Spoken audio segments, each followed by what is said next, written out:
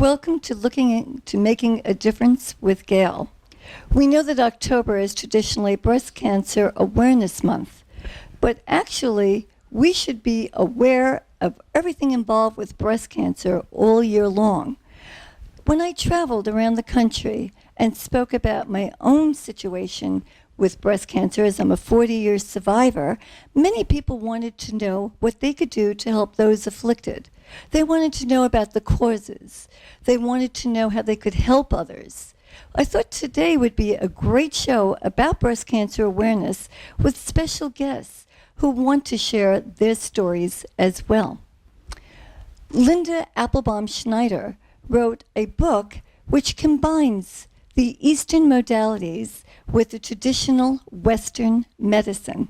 And she's going to share quite a bit with how we can use some of this. We are so lucky to have tonight Killer Joe and the Lido Soul Review, who's going to share some of his performances. And he's going to dedicate all of this in honor of breast cancer awareness and those who have fought the good fight. But my first guest is beautiful. She's beautiful inside, and when you hear all that she's doing, you'll see where this beauty actually does radiate from. I'm talking about Miss Long Island Teen 2015, Geena Cardalena. How lucky I was to go to the pageant at the Patchogue Theater a few weeks ago and meet this charming lady. I had a feeling she was going to win. Welcome to Looking to Make a Difference with Gail. Thank you, Gail. I'd like to share a little bit about you. Of course. I mean, she's gorgeous. She won Miss Photogenic. Thank you. She was also Miss Congeniality. Yes, such an honor. Yeah, it oh, really was. Beautiful honor. But you're also very much involved in dance and cheerleading, and just recently graduated from high school, Yes, I did. having attained high grades in advanced courses. Mhm. And now you're at school. You know, I have to go back to the pageant. You know, sometimes there's a bad rep with pageants. And I had only been in 2, as you well know, and I really wasn't involved in too many of them. Mhm. Before this, were you involved in other pageants, or had you been in this before? Well, this was my 3rd pageant, actually. Okay. So I Wow. did the Long Island pageant the previous year, and I competed in Miss New York Teen when Nikki Orlando won. That was in 2013. So that was my first pageant, and I had no idea what it was What to like. expect. I didn't practice. I was like, yeah, all I have to do is walk on stage. But then you realize what really goes into all the hard work and the dedication of pageant girls, and it's such a rewarding feeling in the end, and especially to have a crown on my head now. What I especially like about this pageant, and I was a judge a couple of years Yeah. ago, what I like is all of the altruism, all of the beautiful things that the girls are doing. Mhm. They have platforms, and even though they may have one platform, they're very much involved with one another, share, give back to the community, making a difference by helping one another in all of it. So let's talk a little bit about some of the things you're doing before we get to the topic at hand. Of course. All right? So my platform was breast cancer awareness, and this was in honor of my mom who passed away going into my senior year. So it was something that I was really obviously dedicated, was passionate about it. So right now with my platform, I'm potentially going to high schools and going to the PTA meetings to talk to the mothers, people that really need to go to mammograms, and just talk about early detection and how it could potentially save their lives. And it can save their lives. Now, your mom was very much involved in the PTA. Oh, yeah. She Right. did the supermarket bingo at my school. She did a lot of stuff. She was very involved, so. All right, let's go to some of the other charities, and then we'll continue on with breast cancer awareness, and again, your platform of early detection. Do you remember, by the way, what you said on stage? I was very in the moment. Like, I have to ask you rehearsed that. it a little bit, but when I was on stage, I was like, I don't know, I'm going to mess up. And then when you're on stage, you It's don't remember surreal. anything. It is so surreal. I don't remember And I'll anything. tell you, Geena, what I loved about you when you were on stage is, and I felt it, what you had to say wasn't memorized. No. It came from the Yeah. heart. And when you speak from the heart, people recognize that. Exactly. And they feel it. And I think that's what's going to make you to continue to be such a great Thank you. queen. Thank you. Even though I know that you're so busy. Now, you do work with other charities as well, and I have a couple of them. I've also been involved with Angela's House with Bob Policastro. Yes. Tell me a little bit about that, because it's a Me wonderful and charity. my sister Queen Jenna, we sold raffles at that, and we spoke to Bob, and he was just such a Oh. nice guy. He was so down to earth, and I just think it's so amazing how, since he lost someone so His close- child.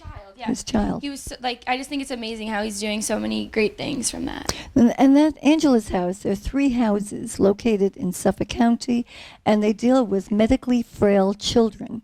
And it's just such a great place if you want to get Yeah, it involved. is. What about Ronald McDonald House? What do you do there? Well, me and my mom used to go there all the time, and we would make cupcakes. We would cook for the kids. Oh, that's and then you see them all wonderful. come down with their families and how excited they are. And it was always so nice to just see, like, wow, I really am impacting these children's lives. So, yeah, it's really great. I love And I'm it sure if you go now with the tiara and the sash, right. they'll think you're a princess, which you are. Well, let's now discuss, about breast cancer. I know that you keep saying it's early detection, and that's the number one Yeah. point that you do want to make.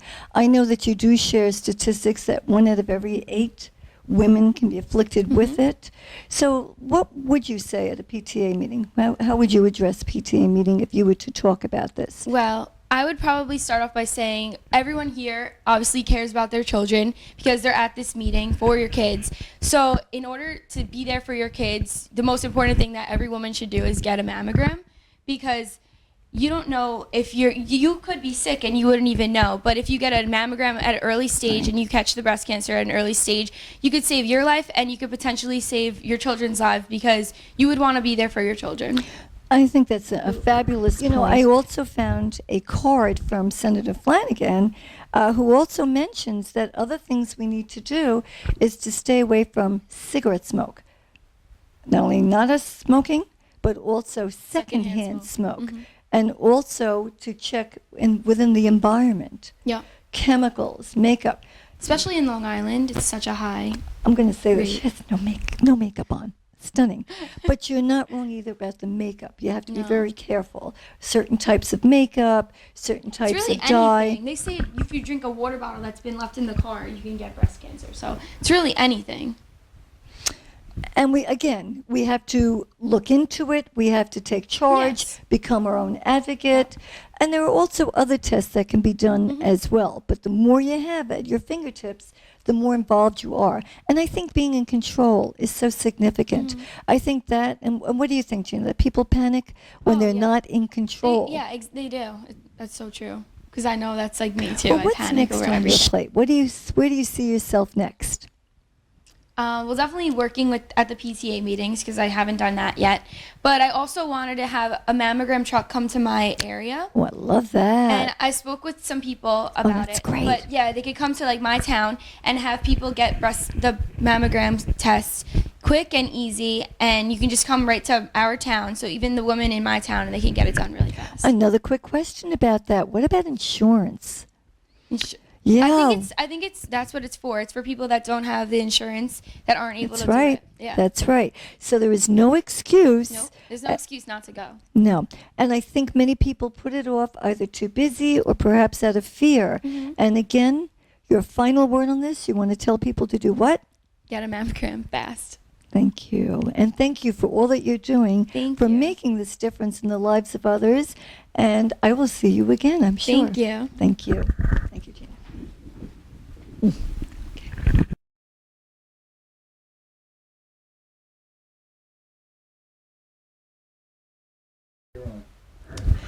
A musician who has done so much for charities is my next guest.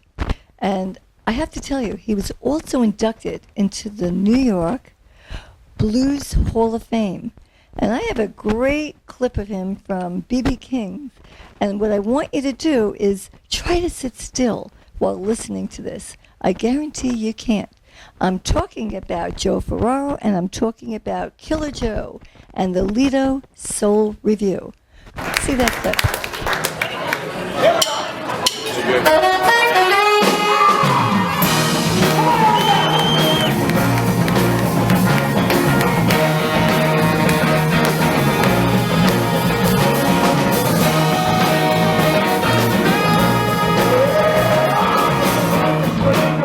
The band on the hop and start my song. About this,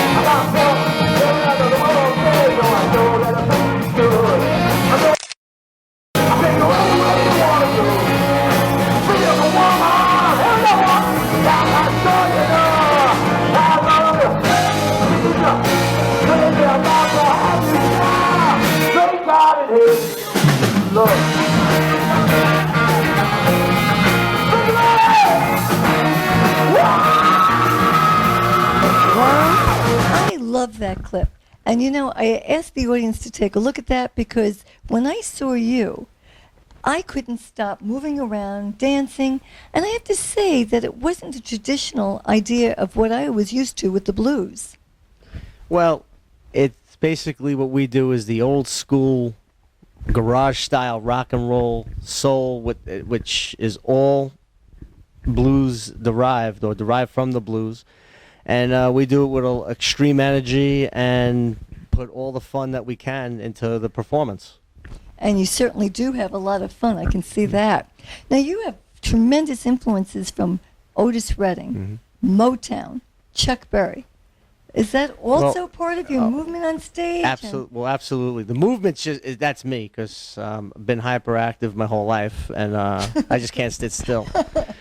And the music, like you said, that style of music was invented for that purpose. It was made to be in your face and loud and fun. There was no political statements or anything like that. It was just strictly for the fun of having a great time. You know, tonight's music is dedicated to the cause. We're talking about the many men and women who have fought breast cancer. It is the month of October, though we have to be vigilant about early detection all year long, not just October. But it has touched many person's life. Is that the same for you? Oh, absolutely. Yeah. We get involved with all kinds of charity work. Well, I know that. I'm going to mention in a little while some of them. You know what's different about you? And I'm sitting here looking, no sunglasses. No. I was actually on the fence about putting them on. I was going to put mine on. We should do that. We should put our sunglasses on. I think we'll have to do that later on in this segment. We'll have to do that. But I want to thank you for, not only just donating your time here today for the interview to get to know a little bit about you, but also because of breast cancer awareness and the many charities you do. Let's go back a bit to your childhood. Oh, boy.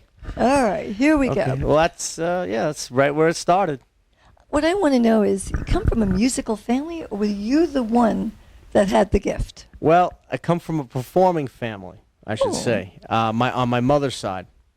My mom was one of the original dancers for the Alan Freed rock and roll shows. Oh, I can't get over that. And if you go back even further down the line, her father, my grandfather, was a professional flamenco dancer back in the day, like 100 years ago.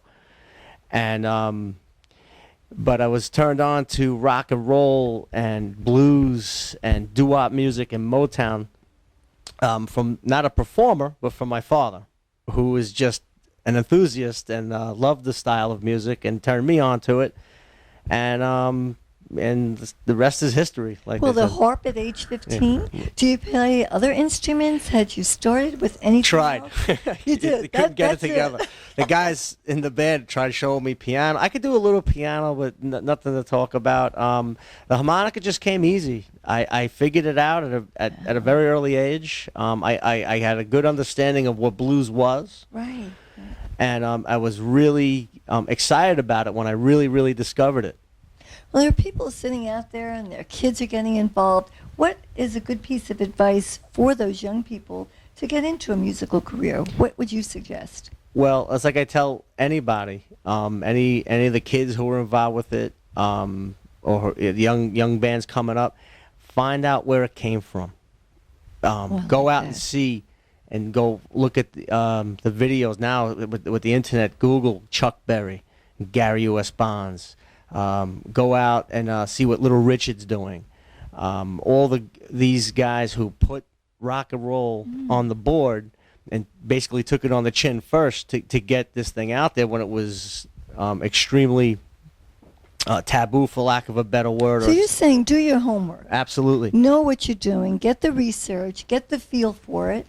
And then practice. Right, absolutely. But like I said, go see the original guys who did it, and the women, of course, and just understand where that came from, and that should work. I have another question for you, and this is a little bit different than music.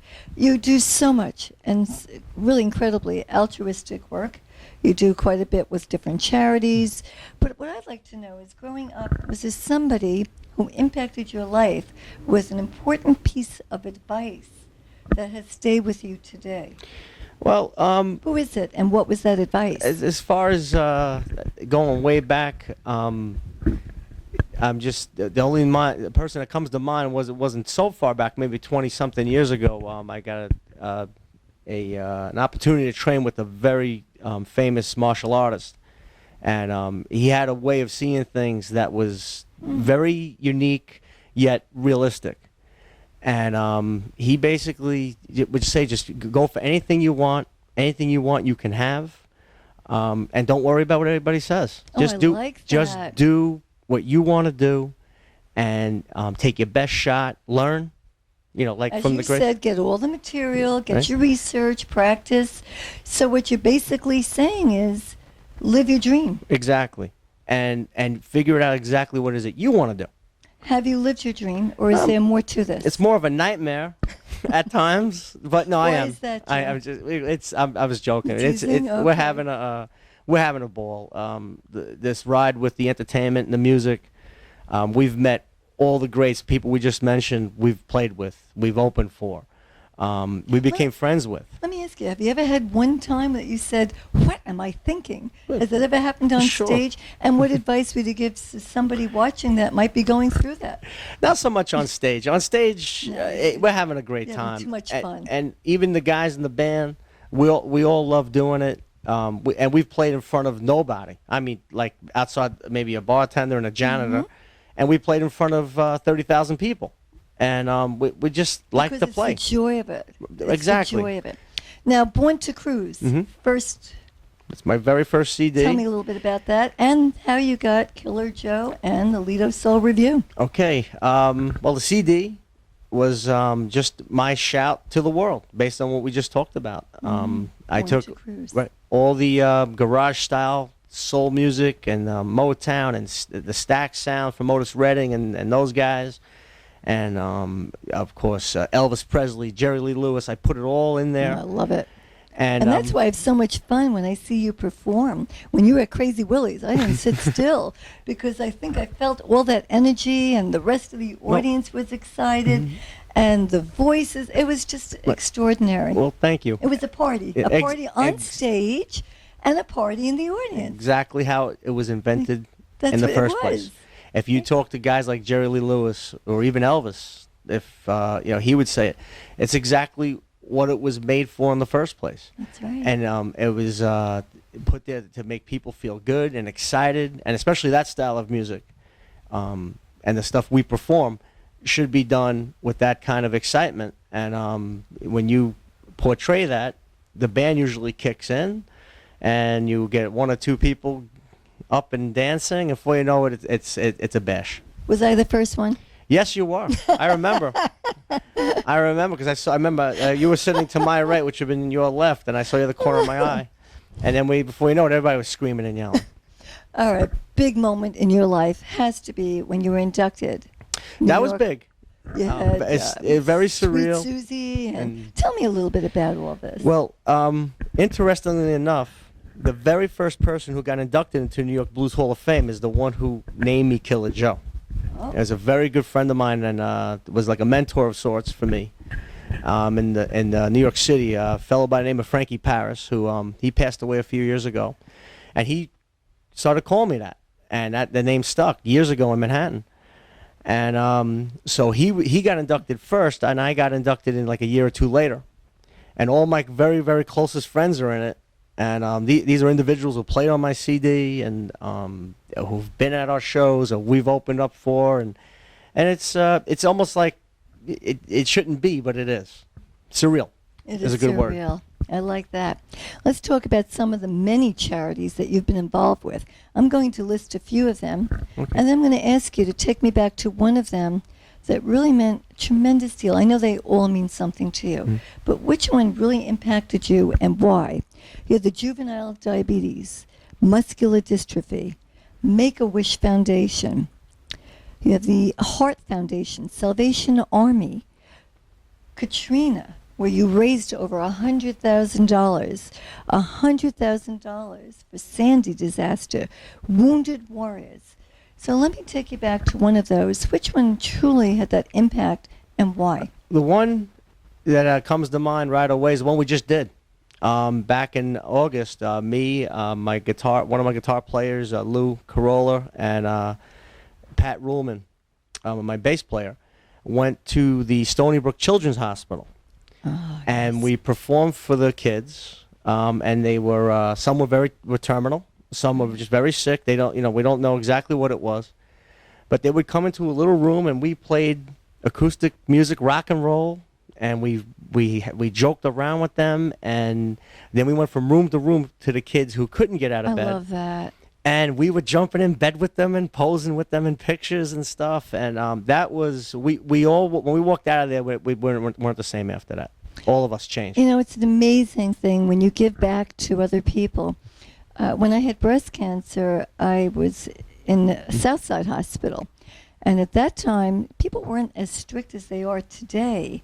So I would take everything that I had with me, and I was bandaged and hooked up to machines. Mm-hmm. And I was allowed to visit children and read to them. And the flowers that came in, I could dispense them and give it to them. Mm-hmm. And it's amazing how much good we can all do by giving back not only to the community, but our children, our future. Sure. And what you said is just so true about that. Well, that was like I said, it was very, again, changed your life. It really did. And we walked out of there, and we were there all day, and we were in the car, and we just looked at each other and couldn't even, there was nothing to say. And we all agreed this something happened. And we've done so much different charitable events all over the nation. And but this particular situation really hit home. Joe, with all that you do, how do you integrate your musical career with your home life? Well, let's see. Okay. Well, let's see. On just about every show we play, I always bring my girlfriend, so she's there with me all the time. Okay. And important to keep together. And she likes it, so she says she does. And then I work literally through the night, almost every night. I work nights, which frees up my days, so I can do this.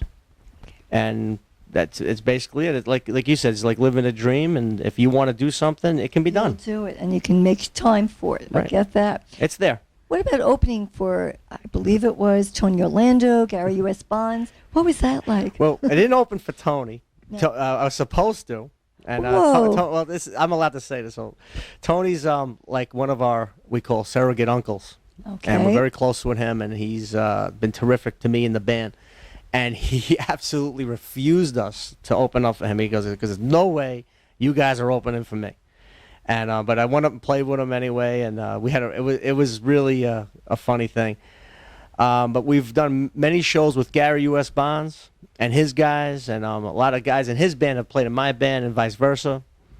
John Cafferty in the Beaver Brown Band. That was very big for me because I idolized him growing up, and we. Take me back to that moment when you met him. What was that like? I know, probably surreal, but give me a little bit more. What was that like? Coming from the entertainment world, yeah. You have to, put on the strong face right. and the persona. So, I was, really, really cool. Meanwhile, I was crying, and so I went to the bathroom and started crying. Oh, and, I love that. And I didn't really do that. What a great thing! I mean, you're a hero. Right. You see him. You're there. It's unreal. And it was really crazy because he's just a regular. They're all regular people like any of us who came from modest backgrounds right. and just felt like there was something they wanted to do, and they did it. And the planets line up, and a few other things happen, and it worked. And John Cafferty said it best. Because he was famous for the movie soundtrack Eddie and the Cruisers, right? Which he did all the music for. And he said 3 weeks before the movie came out, he was playing in bars, making no money. Mm-hmm. He had 2 part-time jobs.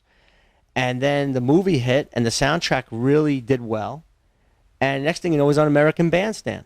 And he had his moment there, and he said, we weren't any better or worse, players. So luck plays a part in it as well. I don't believe that, because No? I don't believe in the luck thing. Okay, so what do you believe in if it's not luck? It's just, you can, because these guys are, if that didn't happen, they'd still be playing.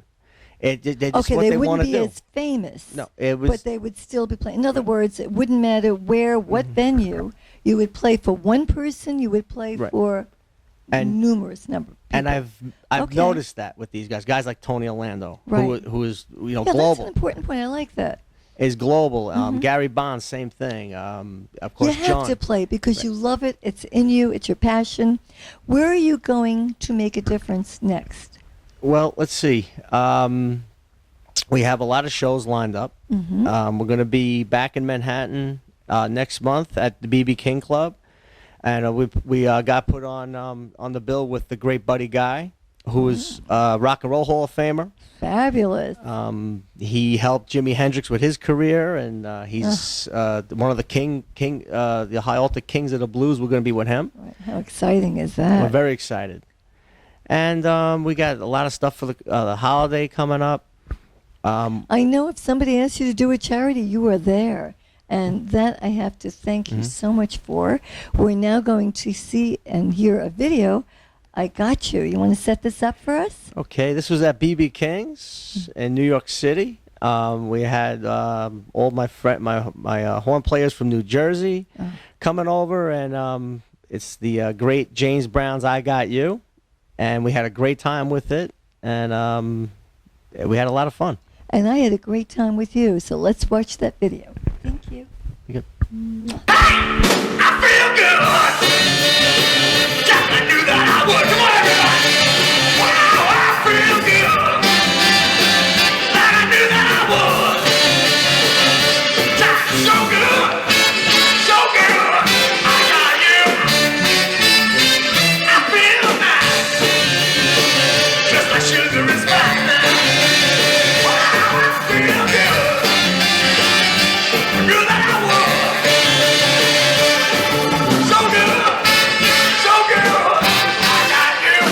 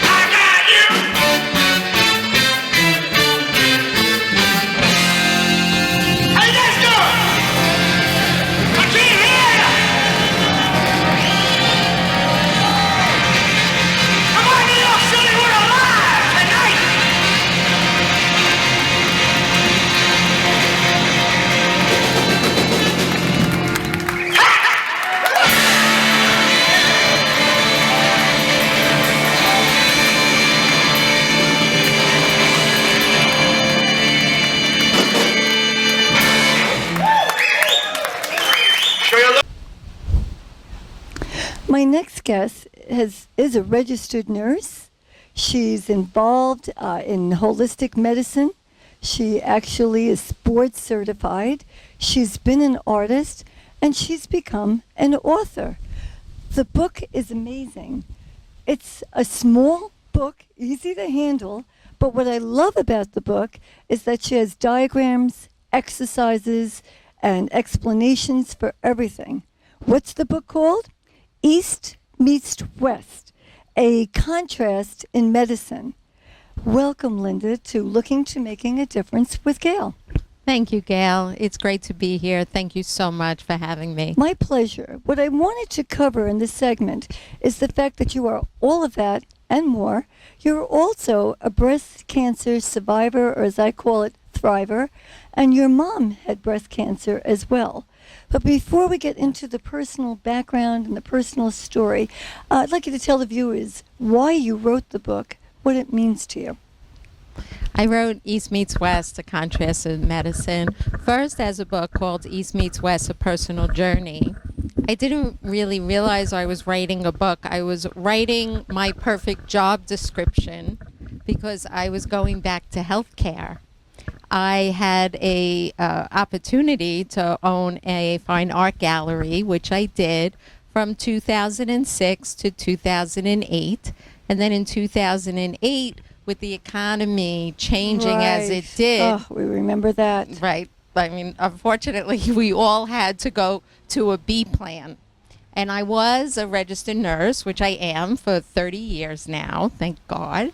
And I was had the opportunity, like I said, to own the gallery. And when I needed to figure out what I was going to do after the art gallery, writing my perfect job description, I wrote about the need in healthcare to incorporate not just the Western principles of pharmaceuticals and surgery, right. which we do need and there is a place for, but how do we keep ourselves healthy?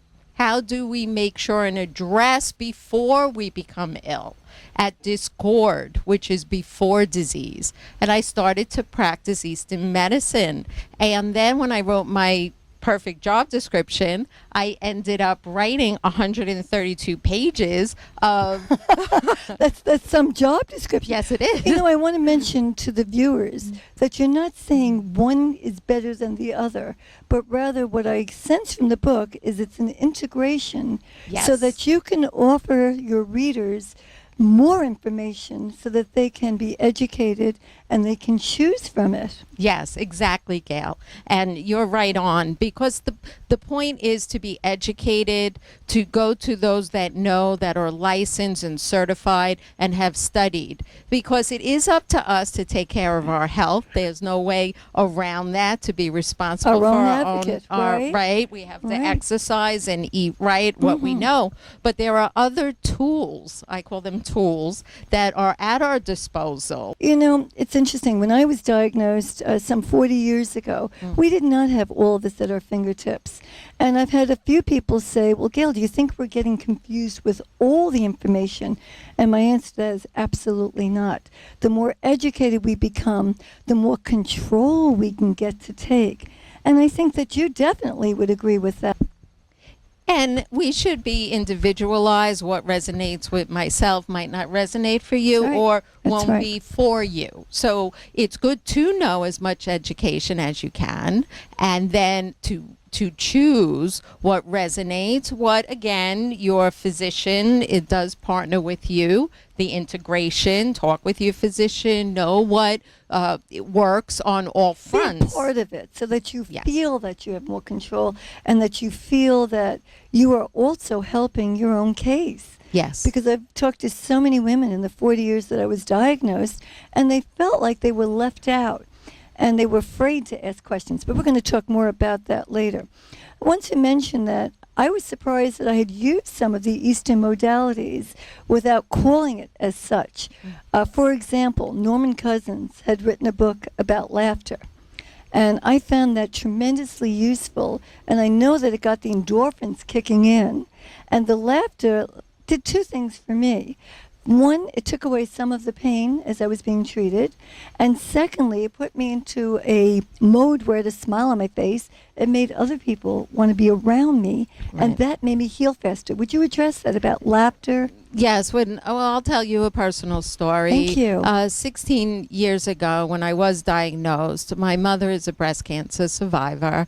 And when I told her, the first thing she did say to me was that your attitude is going to make all the difference. Oh, so you need so true. to do what needs to be done, but have a good attitude and do fun things. And I immediately then called up my girlfriend and I said, we have to go dancing because I love to Did you? dance Oh, my and goodness. it makes me so happy. And then you laugh about silly, nonsensical, and that is true. I didn't know back then either that that's considered medicine and laughter is the best medicine, like they say. And it did lift my spirits. That was something my mother said to me. And it really, it's not anything that I could pinpoint and measure, but No, I can no. tell you that, It made yes, you it feel made better. it, I believe it made the difference. I think surrounding yourself with positivity also is going to make a difference. Yes. If people come in when you're in the hospital room or they see that you're being treated and they're very depressed, it can't help but rub off. Now, before we get into chakras, I'd like to go back to about 15 years ago. And as a registered nurse and with critical care patients, you had a young boy that touched your heart.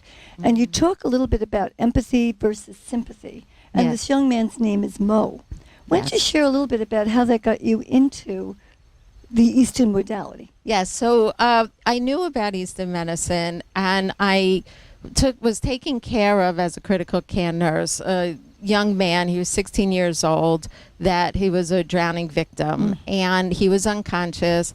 The family from the culture stayed; they were of Indian culture, big family, would stand around him, and many times I would perform my duties as a critical care registered nurse with the family there. But there were times that I would have to, when something was of more of a nature that was more in depth, let's just put it that way, I would ask the family to step out. So there was a time that of this nature, and I was performing some of the deeper functions that we need to do to keep the airway clear. Right. And so, it's good if the family, even though they're supportive, wants to be there all the time. You do want to allow for what needs to be done to They be don't need to done. see They don't everything. need to be Correct. seen everything. So Correct. I Okay. was doing this, and I went down to his foot to take a pulse, a popliteal pulse with a Doppler, and something, I don't know what made me do this, but I put down the Doppler and I started massaging his foot. Touch. And I noticed, Gail, I couldn't believe it. I noticed his whole face relax, and it was not a reflex like we No? would hear. Okay. It's a reflex that somebody might have that type of muscles relax. It really was a You muscle felt there was a relaxing, connection. There was something there. connecting from what I was Unbelievable. touching on the foot. And so I did not really know about reflexology at that point. Right. And curiosity from this occurrence had me study then reflexology, and there is a definite connection. So this changed your life. Let's talk Yes. about chakras. I know that there are 7 of them, and I know that one of them is a throat chakra, and color blue is around it. But I Uh-huh. know there's also a mind, body, and soul connection. Can you address the audience and help them a little bit with that? Sure. So chakra is a unseen energy. And we really have millions of chakras, the same way we have millions of cells. And now the way that under a microscope you could view a cell, there are now development that they could start to see unseen energy. Okay?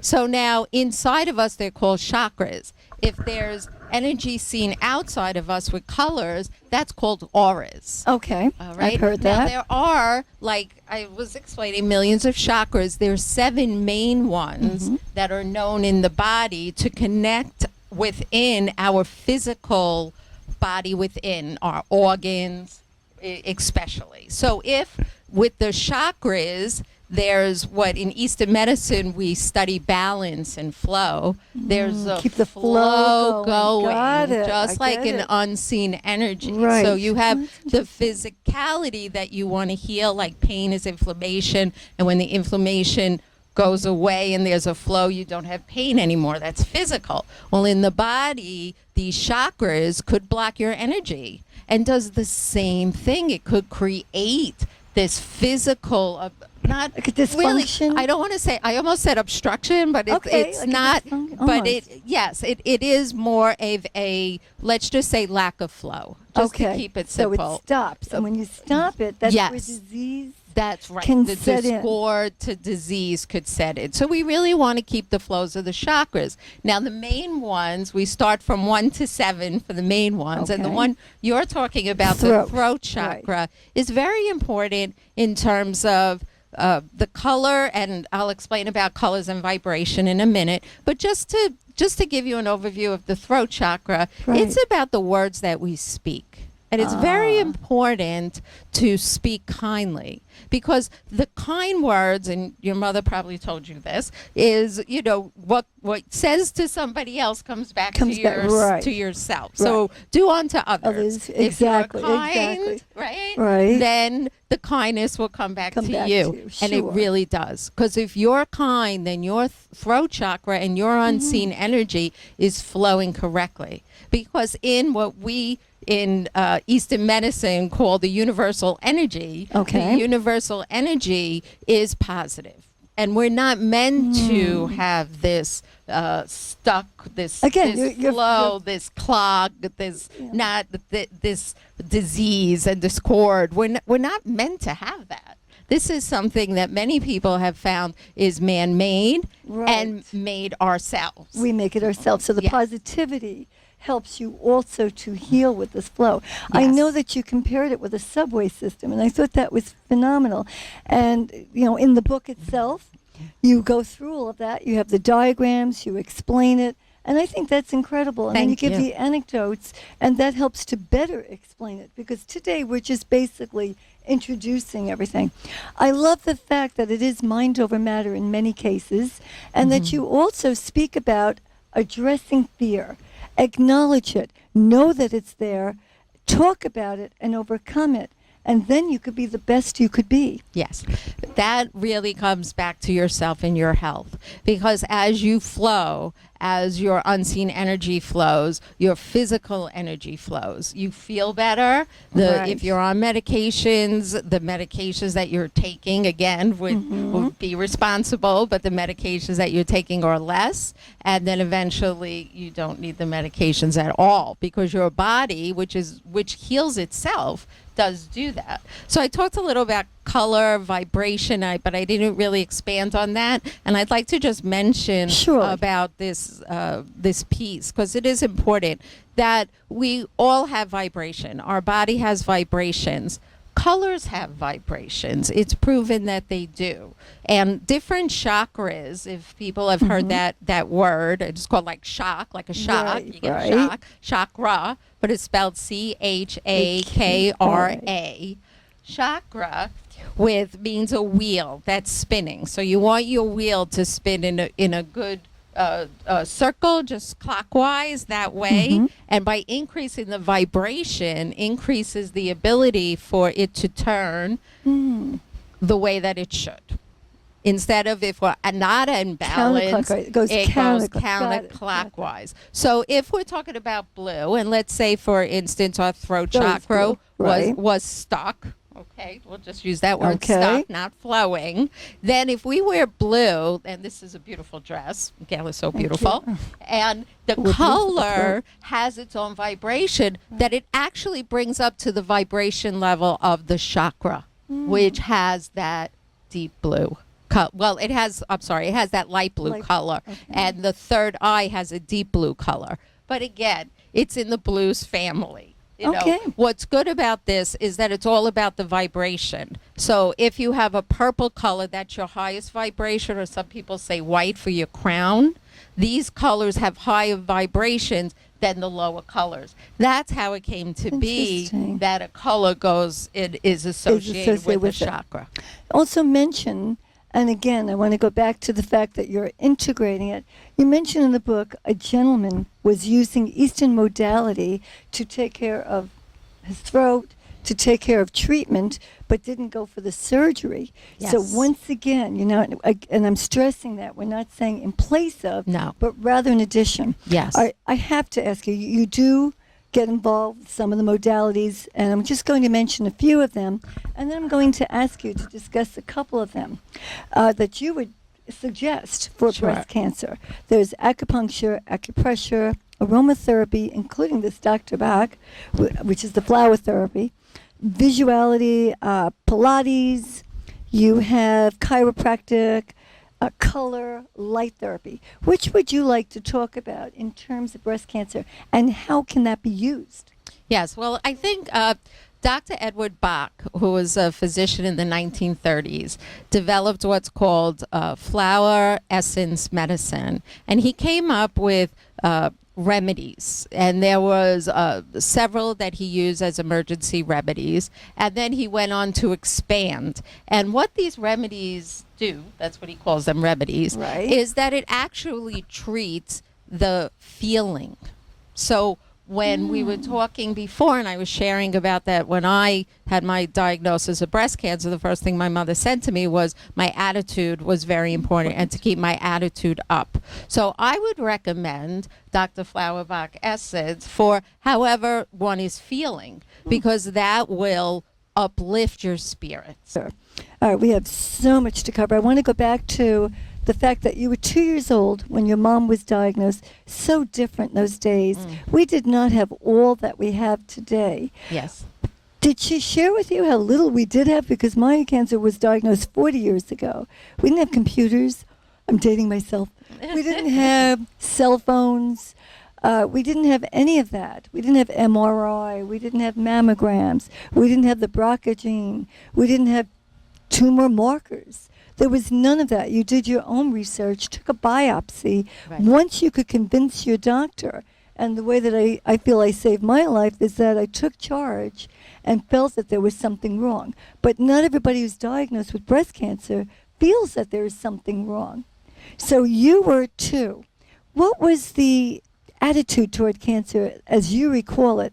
Even though you were very young, there had to be mystery there. Right. And mystery was a good word for it. It was back then, Right. I remember, called the Big C. Right, And if it was right. even mentioned, Yes. it was the C. Right. And in my family, it was not mentioned. You didn't and it talk was about not it. talked Oh, about So true. at So all. true. But when you are going to the doctor, it is very important to have somebody there. And every time after, it's important to have somebody there with you, whether it's your husband, your spouse, your partner, a friend, a relative, because what you hear and what's said usually is very different. Different, right? Because of that fear of thinking that you're going to lose your life. Exactly. That's your first the fear. biggest fear. And so in my Correct. situation, I did ask Dr. Marie Chen, was my breast surgeon, my angel on earth, and I asked her if I was going to lose my life. It was the first thing, am I going to die? And she said, no, not from this. And Isn't that was amazing? That changed your whole great- attitude, I'll yes, bet. an attitude, and that's There what you I go back wanted to that- go back to. there you go back. It is the attitude. So I do think it's different for everybody. Somebody might, one time you might want that person to listen to you, and another time you might want that person to talk and not Right, say a word. right, right. So honor your feeling. Honor Beautiful. whatever it is. Let that people know how you are feel. Let them know You there have to tell is them. no right or wrong. Correct. And Correct. again, it's individual, so Yeah. it is. But it's an excellent point about the doctor. I'm so glad that you said that, to say that, and to partner with the physician. I also read a very interesting book a few years ago. Dr. Bernie Siegel, sure. Love, Medicine, and Miracles. And I'm going to ask you this because I know it affected me. What will this disease permit you to do? That's It's an interesting question. That's an interesting question. You know, when I got my breast cancer diagnosis, and after I asked that question, am I going to die? And Dr. Chen wisely said, no, not from this. I realized that every day, every moment is a gift. Beautiful. And I do treat every moment as a gift. And I did also at that time, which I'm so glad I met you, Gail. Oh, thank you. I really, truly am, because I say all the time, I want to give back. I have now 15 years, and I know I will live a long, happy life. I educated myself. I kept the right attitude. Thank you, Mom.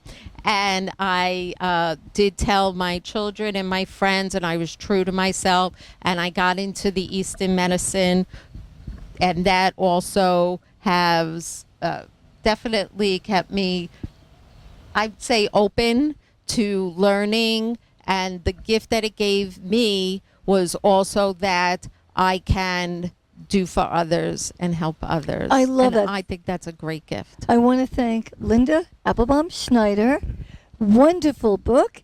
And again, Thank you. East meets West. And I know that it's going to enhance your life as it has enhanced mine. Looking to make a difference.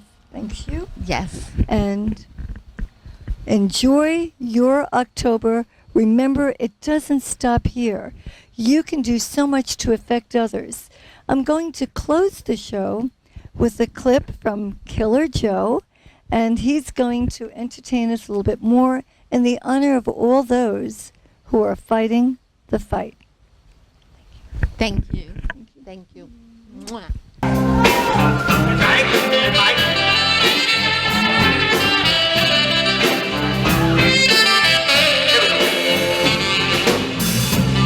I got sunshine on a cloudy day.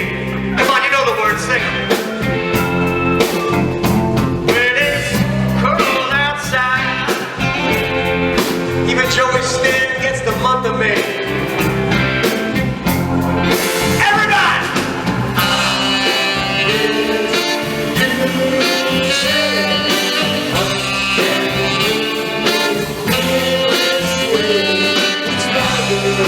My girl, talking loud, my girl. I got so much honey, even the bees envy me. I got all the riches, baby. One crazy, crazy thing.